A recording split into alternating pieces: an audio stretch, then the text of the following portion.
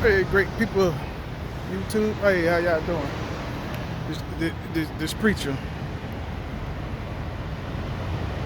Yeah, there goes Snowflake. I was going to through Tennessee, through Knoxville, and this board came off this flatbed truck, like right in front of me, man. I'm like, Lord Jesus! It didn't hit the truck. It came off and it fell right in front of me. So when I turned, I wound up running over the board. And one of my tires got punctured. I guess with the it had some nails in it or something, because it punctured 2 spots right next to each other in the tread. So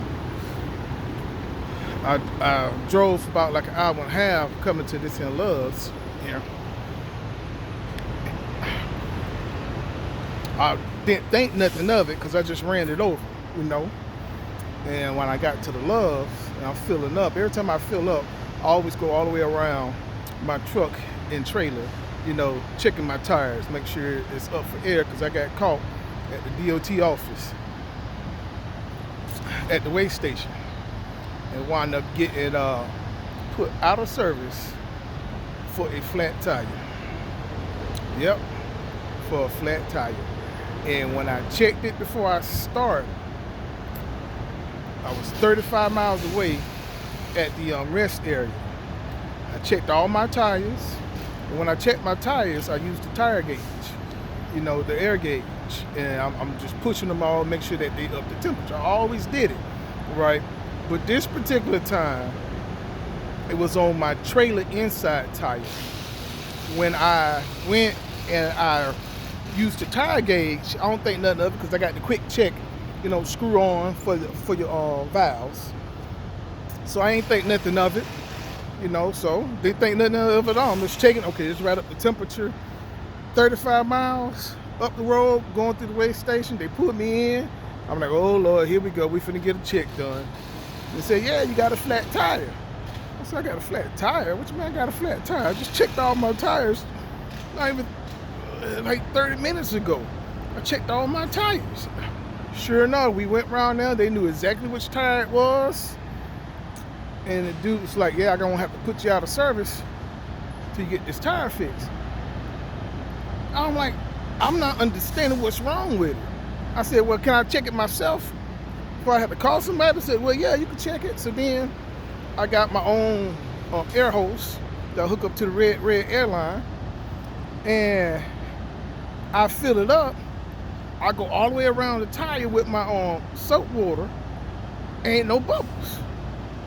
And he looking, he's like, man, I don't see no bubbles on it either. I'm like, so how is it going flat? And I said, it just was up to like 102. Actually, it was past 100. I was like, check.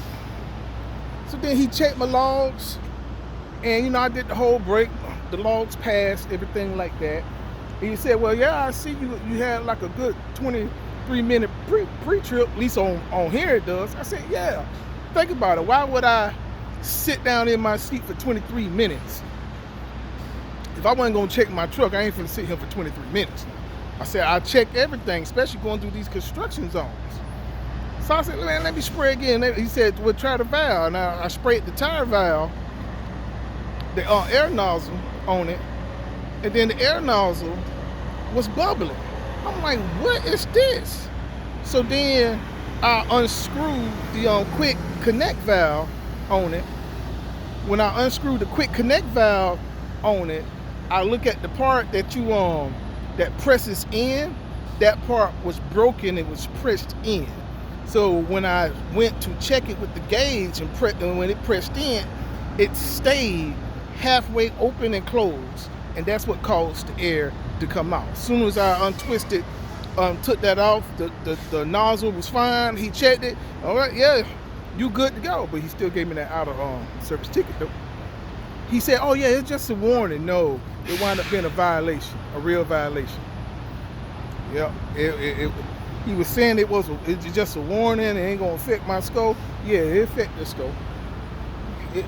it showed it. Check this out. He gonna write warning on the ticket, but then he put the violation code on there for the tire. I'm glad he did it at the end. I was glad that he did it, you know, because I was able to challenge it and get it taken out. Because he put that code says that the tire was flat or it was damaged. Well, the tire was not flat or it was not damaged. It needed some air in it, but it wasn't flat. They consider flat as anything under 80 pounds of pressure. They consider that as a flat. Well, he ain't check it to see if it was 80 pounds of pressure. He never checked it. He just hit it, and you could tell by thumping it that it wasn't up to the right stuff. So he never checked it with a gauge to get the actual reading. They were supposed to actually check it, and it's supposed to tell you how much air is actually in the tire. He never had that on it, so they wind up dismissing that. So I was good on that.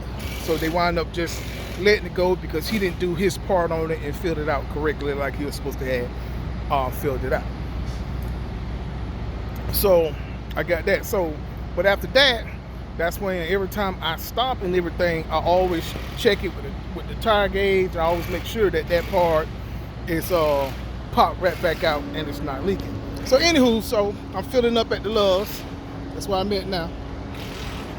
And as soon as I get out, I see that my tire, one of my drive tires, is real low. I'm like, what in the world? I'm like, oh man. So I aired it back up. And once I aired it back up, like I always do, is my tire is really low. If it's not more than, if anything more than like 6 pounds of pressure, I always get my soap water and spray the tire just to make sure, right? Because the weather changes too can cause you to lose air pressure because of the heat and you going inside the cold. You know, last night I was driving in like 59 degree weather up in Chicago. So I know this is a long story, right, y'all? Y'all like, get to the point. So when I checked my tire, yeah, it was down to like 50. I'm like, man. So I sprayed it, and I found 2 pinholes where you could tell that it was 2 nails up in it, and the 2 nails had to be side by side, like a piece thing, because it was spaced out just perfectly how it was spaced out. So I'm here getting a tire repair at the Love's, and I was like, listen, I looked for like a little used place, but most all these used places they closed right now. And the one used place, the guy said for him to come in to work, he is 24 hour, but for him to come in to work, it's gonna be like $150 to repair the tire. I'm like, $150 to repair the tire? I'm like, man, I ain't gonna pay no $150, right? So then I know some of y'all, like this one guy that was here, said, he said, shoot, I just would have went on ahead and plug it and kept on going. I said, man, I got the tire repair kit. I most certainly do. I got the tire repair kit. I got to fix it. I got the nice little rubber. I got the rubber cement. I got everything where if I wanted to put a plug in there and keep going, I would. But this is the problem with the plug. The plug is just a temporary fix. It ain't gonna fix the problem. It's a temporary fix, okay? Because how hot it is. If we was in the wintertime and it's not getting 101, 102, 103 degrees, man, that little rubber cement stuff, come on, man. Don't tell me how long that's gonna last, okay? Don't tell me how long that's gonna last. It gets you out of a bind. I have done it plenty of times before. Yes, I have done it. I have done it to where that I was somewhere and I just plugged it up. I done took that starter fluid, to put it right back, to put the seal back around my tire and everything, and I kept going. Yeah, I did it. I sure did. I have done it plenty of times before. But again, that's a temporary fix. It's not fixed properly. It's not. and then you can wind up blowing the tire, and you don't know. You can wind up just blowing the tire, and you wind up spending a whole bunch of money. I'd rather go to a used tire place, or if I have to go to a Love's or TA and pay that $50, which is a ridiculous fee, to get a patch done and get it done right. I'd rather just go ahead and do that, and just go ahead and just pay the $50 and get a patch put on the inside and get it done right like it's supposed to get done. I wasn't hurting somewhere out like I was the other places, because other times I was in the port in Miami. I was out there in the port, man, and I just had to do what I had to do then. That's totally different. But then I plugged it, and I had it plugged for 2 days until I got back to the house, got back to my tire guy, because he charged $25 to put a patch on it. So that's what I did, man, especially on the tire, because the tire, it has half of its life left. I mean, it's not like I need a tire. I mean, I don't need a tire. See? Look out at me. And it's like here and here. Plug it. So yeah. It's not like I don't need a tire. That thing got a lot of meat on it. For the patch this thing and keep it on riding till it's time to time to get it fixed. And that's a Firestone tire. It's not like it's a cheap tire or anything like that. So I'm just saying, sometimes you got to be aware. When I saw that board fly up off that bed, I immediately pushed on my brakes. Not enough to lock them up, but enough to kind of like stop in a hurry, because the last thing I wanted to do was me to continue to go in and hit my windshield or hit the front of my vehicle or something like that and really crack something, break a headlight, break a windshield. So I slowed down, and when it hit the ground, it was rolling, and then I tried to miss it, and my front wheel steer had hit it, and then that back had hit it. So it kind of sucked. And then, is it really worth? Yeah, I have the license plate because I have a dash cam. So I got the name of the truck and company. I got this license plate of the trailer and everything like that. But it don't make no sense to contact somebody off of $55. Some of y'all probably will, but I'm like, man, it's too much hassle to try to do all that for $55. It really is. There was no other damage done. And if I broken the headlight, you got to pay about $500-$600 for a new one, or a windshield. You got to pay like $800-something for a windshield. If it's something like that, then yeah, that's totally different. But to get a patch done on a tire, no, it's not worth it. Now, what I was gonna do, because I filled up, right? And how this stuff is, the fuel station, but he in the way right now, is way over there, see? So what I was gonna do, because I'm on my way to the house, so what I was gonna do is put the air in it, and I was like, well, okay, it's going out kind of quick, so I was gonna ride for 3 hours, stop, rest there or something, fill it back up again, make sure it's up, and I was gonna do that till I got to the house, in the morning, and then take it to my tire guy to do it tomorrow morning. But then I was like, well, my tire guy charged $25, they charge $50. So I'm finna do all of that, go through all that for $25, and I would have to stop. Let's see, I'm 700 miles away from my house. So I would have to stop at least 3 times and fill it back up with air 3 times at night. At that, I'd rather just go ahead and pay the extra $25. It's like, nah, this way I can just, get in the truck and be gone.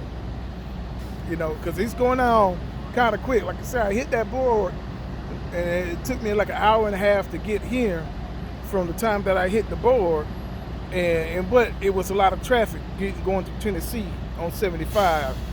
You know, it was a lot of traffic, man. It was a lot of traffic. So, you know, that's why it took an hour and a half. But still, and I'm not that heavy. I'm at 38,000 pounds. So I was like, man, you know, it's like, I'm not finna go through all that for 25 bucks. Okay. Instead of get me some Arby's that I was gonna pay $12 for, I used my points and got myself a hot dog and refilled my drink that I had a free drink with. You know, so I didn't want to use my points for the hot dog, so I just paid for the hot dog and stuff. But you know what I'm saying? I'm like, that was gonna be $13 right there, $12, $13 right there. On top of all that, so what's another $12 to go ahead and get the tire fixed and I don't have to worry about it. And then plus by the time I get home, it's gonna be about, well, depending on what they do, it's gonna be about maybe 4 or 5 o'clock in the morning. Then, you know, when I can go to sleep and wake up and spend time with my wife and my daughter, my sons, they still with me. Trust me, I wanted to kick them out. They still with me, but they 18 and stuff, man, so I ain't worried about them.